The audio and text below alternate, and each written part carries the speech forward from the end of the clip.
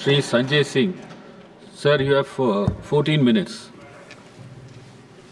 धन्यवाद मान्यवर, आपने इस महत्वपूर्ण विषय पे मुझे अपनी बात कहने का मौका दिया।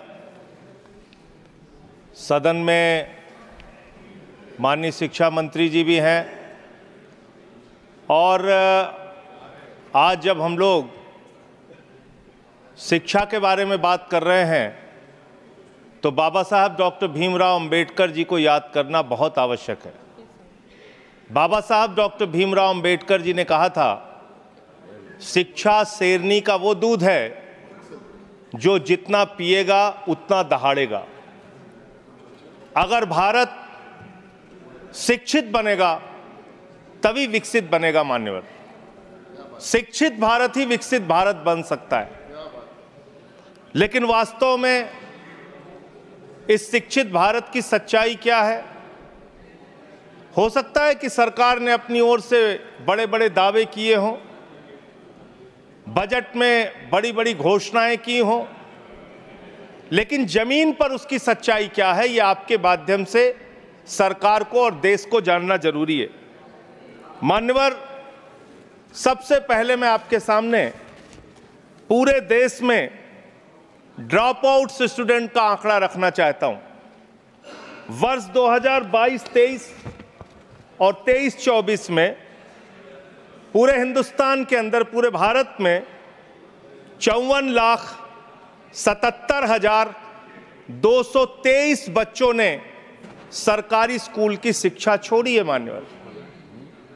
54,77,223 बच्चों ने। और ये बच्चे 1 कक्षा से लेकर 8वीं कक्षा तक के बच्चे। इनमें आसाम का अगर आंकड़ा पढ़ें तो 3,58,075 बच्चों ने सरकारी स्कूल की शिक्षा छोड़ी है। गुजरात का अगर आंकड़ा पढ़ें, जिसके विकास के बारे में बड़े बड़े दावे किए जाते हैं, 1,38,813 बच्चों ने सरकारी स्कूल की शिक्षा क्लास 1 से क्लास 8वीं तक छोड़ी है। अगर आप मणिपुर की बात करें, 17,991 बच्चों ने सरकारी स्कूल की शिक्षा छोड़ी है। अगर आप मेघालय की बात करें, 65,532 बच्चों ने सरकारी स्कूल की शिक्षा छोड़ी है। अगर आप राजस्थान की बात करें, 8,99,240 बच्चों ने सरकारी स्कूल की शिक्षा छोड़ी है। और अगर आप उत्तर प्रदेश की बात करें तो 7,41,626 बच्चों ने सरकारी स्कूल की शिक्षा छोड़ी है। दिल्ली का आंकड़ा मैं जान रहा था कि हमारे भाई दिल्ली का आंकड़ा जरूर पूछेंगे, इसलिए बोलना जरूरी है। दिल्ली का आंकड़ा, दिल्ली में वर्ष 2022-23 और 23-24 का मिला के अगर आप आंकड़ा देखेंगे, इनका ही आंकड़ा है सरकार का, मैं चाहता हूं पढ़ भी लेंगे हमारे साथी, 7,000 बच्चों ने सरकारी स्कूल की शिक्षा छोड़ी है। ये आंकड़े मान्यवर बहुत चौंकाने वाले, बहुत परेशान करने वाले और ये बताने वाले हैं कि सरकारी स्कूल से किस तरह से पूरे देश में शिक्षा छोड़ के बच्चे अपने घर पर बैठ रहे हैं। और इसमें भारतीय जनता पार्टी के शासित राज्यों के बारे में जो मैंने आंकड़ा पढ़ा है वो निश्चित रूप से चौंकाने वाला है। इनको इसकी ओर ध्यान देना चाहिए। दूसरा मामला आता है मान्यवर पेपर लीक की घटनाएं कितनी हुई पूरे देश में? पिछले 7 वर्षों में 70 एग्जाम ऐसे हैं, 70 परीक्षाएं ऐसी हैं जिसमें पेपर लीक हुआ। 70 परीक्षाएं मान्यवर। कितने परिश्रम से एक कांस्टेबल की परीक्षा के लिए एक बेरोजगार नौजवान अपनी तैयारी करता है। कितने परिश्रम से एक क्लर्क की नौकरी के लिए, एक पीसीएस आईएएस की नौकरी के लिए, कितने परिश्रम से अपने घर की जमीन बेच के एक नौजवान परीक्षा की तैयारी करता है लेकिन पेपर लीक हो जाता है। कहीं मेडिकल में दाखिला लेना हो, उसके एग्जाम में, नीट की परीक्षा में पेपर लीक, कहीं नौकरी के लिए कोई परीक्षा दे रहे हैं, क्लर्क की, कांस्टेबल की, उसके पीछे पेपर लीक। ये पेपर लीक की घटनाओं के लिए कोई राष्ट्रीय नीति, कोई राष्ट्रीय कानून बनाने की आवश्यकता है जिससे पेपर लीक की घटना रोकी जा सके। मैं पेपर लीक से प्रभावित होने वाले छात्रों की संख्या अगर पढ़ूंगा तो पूरे सदन को इसके बारे में अफसोस होना चाहिए। आपका आंकड़ा है 1,70,00,000 नौजवान ये पेपर लीक की घटना से, हमारे बच्चे बच्चियां, छात्र छात्राएं, बेरोजगार नौजवान प्रभावित हुए हैं। और इसमें क्या घोटाला हुआ है?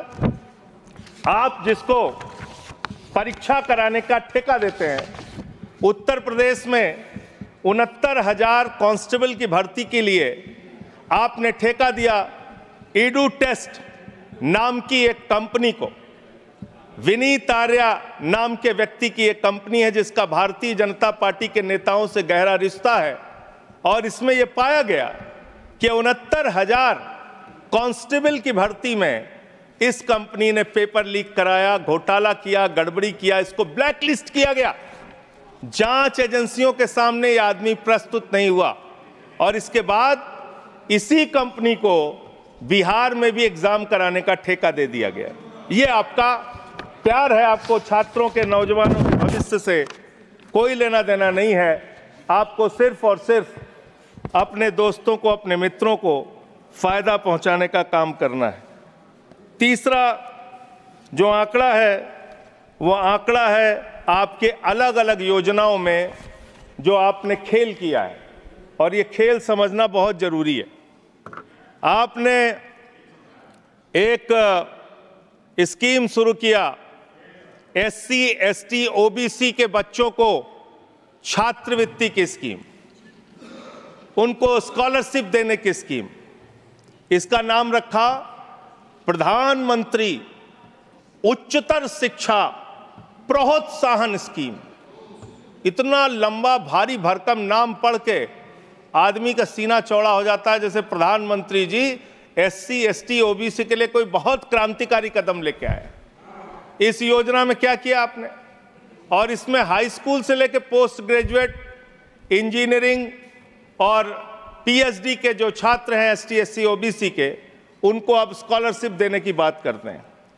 इसमें आपने 2023-24 में 98 करोड़ रुपए खर्च किया।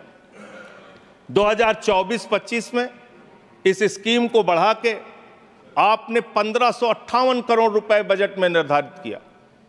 बड़ी खुशी की बात है, 98 करोड़ खर्चा हुआ 23-24 में और 1558 करोड़ आपने बजट बढ़ा के कर दिया, निर्धारित कर दिया 24-25 में। फिर आप रिवाइज्ड बजट लेके आते हैं, संशोधित बजट लेके आते हैं। ये 1558 करोड़ की स्कीम घटा के आपने इसको 1000 करोड़ कर दिया।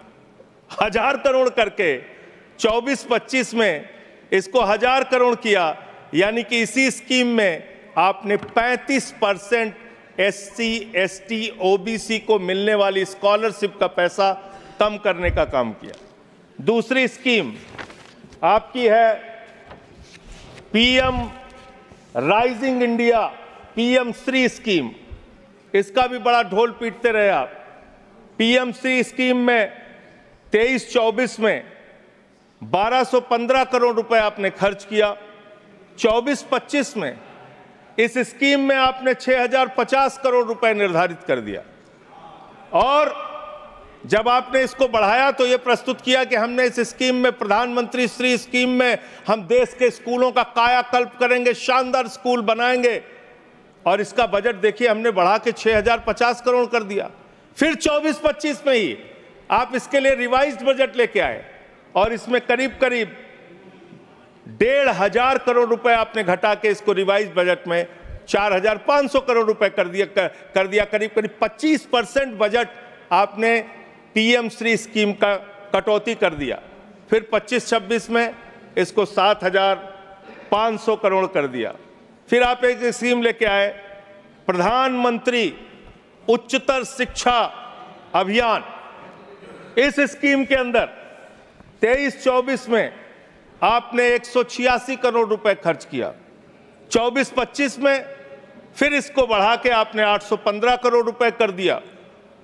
फिर इसी साल 24-25 में आप रिवाइज्ड बजट लेके आए जिसमें आपने 920 करोड़ रुपए यानी कि करीब करीब 50% इस बजट का भी पैसा कम कर दिया, और फिर 25-26 के लिए 815 करोड़ रुपए जो 24-25 में किया था वही आपने 25-26 के लिए कर दिया।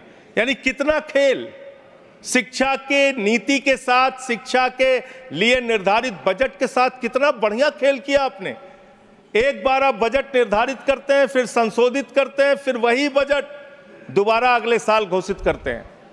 ये इस देश के शिक्षा व्यवस्था के साथ आप मजाक नहीं कर रहे हैं तो और क्या कर रहे हैं। फिर आपने एक समग्र शिक्षा, जिसकी आजकल बहुत चर्चा पूरे देश में है, इस समग्र शिक्षा अभियान में आपने 23-24 में 32,830 करोड़ रुपए खर्च किया, और फिर 24-25 में आपने इसको घटा के, इसको बढ़ा के 37,500 करोड़ किया। फिर रिवाइज बजट लेके आए आप।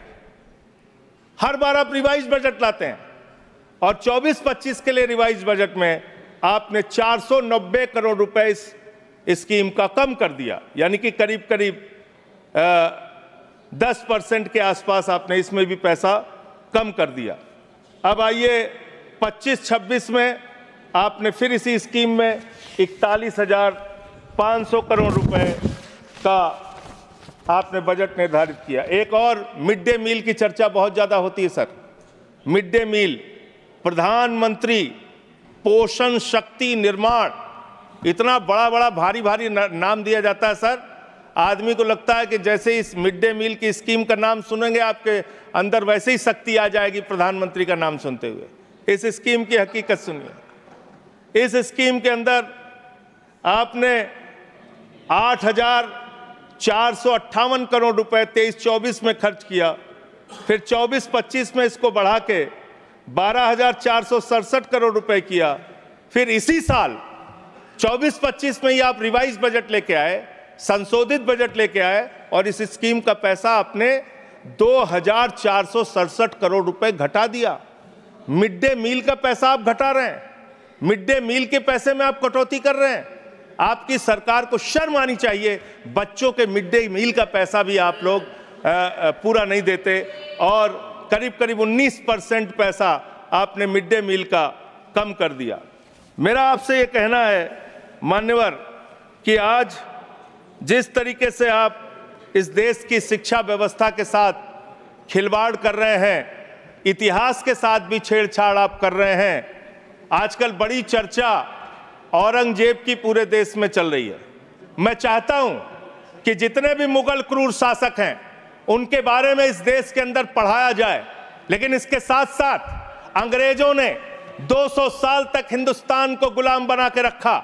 जो लोग जलियांवाला बाग कांड के लिए जिम्मेदार हैं, जो क्रूर अंग्रेज शासक शहीद आजम भगत सिंह को फांसी पर चढ़ाने के लिए, शहीद सुखदेव, शहीद राजगुरु, शहीद अशफाकुल्लाह, शहीद राजेंद्र लाहिड़ी, शहीद राम प्रसाद बिस्मिल, शहीद खुदीराम बोस को फांसी पर चढ़ाने के लिए जिम्मेदार हैं, उन अंग्रेजों के क्रूरता के बारे में भी, उनके शासनकाल के बारे में भी इतिहास के अंदर आप पढ़ाइए। लेकिन जब आप उसको पढ़ाएंगे तो आपको बताना पड़ेगा कि कौन सी वो संस्था थी जिसने तिरंगे झंडे का विरोध किया, कौन सी वो संस्था थी जिन्होंने अंग्रेजों की दलाली और गुलामी करने का काम किया, कौन सी वो संस्था थी जिसके नेता ने अंग्रेज गवर्नर को चिट्ठी लिखा था 1942 के आंदोलन में कि इस आंदोलन को कुचल देना चाहिए। पढ़ाना चाहिए इतिहास। इस देश के नौजवानों को यह इतिहास पढ़ाना चाहिए कि कौन से वो नेता थे जिन लोगों ने